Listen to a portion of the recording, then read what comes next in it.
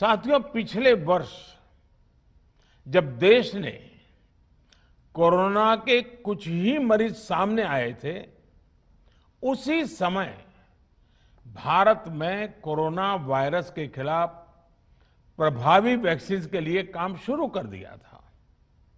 हमारे वैज्ञानिकों ने दिन रात एक करके बहुत कम समय में देशवासियों के लिए वैक्सीन विकसित की है।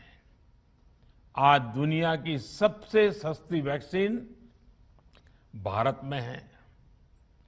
भारत की कोल्ड चेन व्यवस्था के अनुकूल वैक्सीन हमारे पास है। इस प्रयास में हमारे प्राइवेट सेक्टर ने इनोवेशन और एंटरप्राइज की भावना का बेहतरीन प्रदर्शन किया है। वैक्सीन्स की अप्रूवल्स और रेगुलेटरी प्रोसेसेस को फास्ट ट्रैक पर रखने के साथ ही सभी साइंटिफिक और रेगुलेटरी मदद को बढ़ाया गया है। यह एक टीम एफर्ट है, जिसके कारण हमारा Bharat 2 made in India vaccine के साथ दुनिया का सबसे बड़ा टीकाकरण अभियान शुरू कर पाया। टीकाकरण के पहले चरण से ही गति के साथ ही इस बात पर जोर दिया गया कि ज्यादा से ज्यादा क्षेत्रों तक, जरूरतमंद लोगों तक वैक्सीन पहुंचे। दुनिया में सबसे तेजी से भारत में पहले 10 करोड़, फिर 11 करोड़ और अब 12 करोड़ वैक्सीन डोज दिए गए हैं। आज कोरोना से इस लड़ाई में हमें हौसला मिलता है कि हमारे health care workers, frontline corona warriors और सीनियर सिटीजन्स के एक बड़े हिस्से को वैक्सीन का लाभ मिल चुका है। साथियों, कल ही वैक्सीन को लेकर हुए एक और अहम फैसला भी हमने किया है। 1 मई के बाद से 18 वर्ष के ऊपर के किसी भी व्यक्ति को वैक्सीनेट किया जा सकेगा।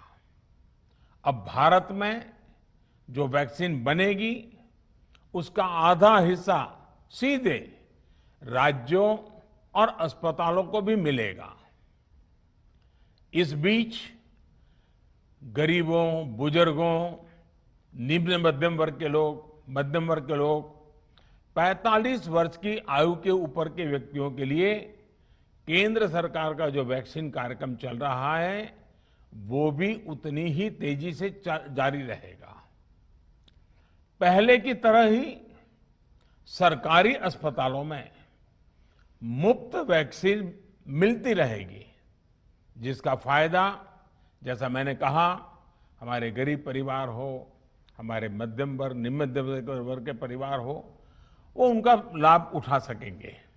साथियों, हम सभी का प्रयास जीवन बचाने के लिए है, और जीवन बचाने के लिए तो है ही। प्रयास से भी ये है कि आर्थिक गतिविधियां और आजीविका कम से कम प्रभावित हो। प्रयास का तरीका यही रखा जाए। वैक्सीनेशन को 18 वर्ष की आयु के ऊपर के लोगों के लिए ओपन करने से शहरों में जो हमारे वर्कफोर्स है, उसे तेजी से वैक्सीन उपलब्ध होगी। राज्यों और केंद्र सरकार के प्रयासों से श्रमिकों को भी तेजी से वैक्सीन मिले लगेगी। मेरा राज्य प्रशासन से आग्रह है कि वो श्रमिकों का भरोसा जगाए रखे।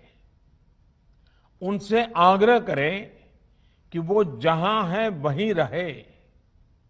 राज्यों द्वारा दिया गया ये भरोसा उनकी बहुत मदद करेगा कि वो जिस शहर में हैं, वहीं पर अगले कुछ दिनों में वैक्सीन भी लगेगी और उनका काम भी बंद नहीं होगा।